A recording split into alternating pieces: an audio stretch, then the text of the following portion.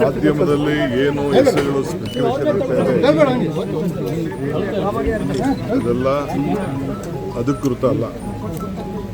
ನಾಳೆ 10 ಗಂಟೆ ಮೇಲೆ 10 ಗಂಟೆನೋ ಮಧ್ಯಾಹ್ನ ನನಗೆ ಹೆಸರನ್ನು ದೆಹಲಿಯವರು ಕಳಿಸ್ಕೊಡ್ತಾರೆ. ನಾವೆಲ್ಲ ಸೇರಿ ಚರ್ಚೆ ಮಾಡ್ತೀವಿ, ನಮ್ಮ ಅಭಿಪ್ರಾಯನ ತಿಳಿಸಿದ್ದೀವಿ.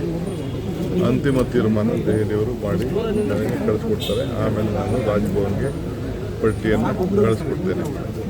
ಇಷ್ಟು ಮಾತ್ರ ಹೇಳಲಿಕ್ಕೆ ಬಯಸ್ತೇನೆ.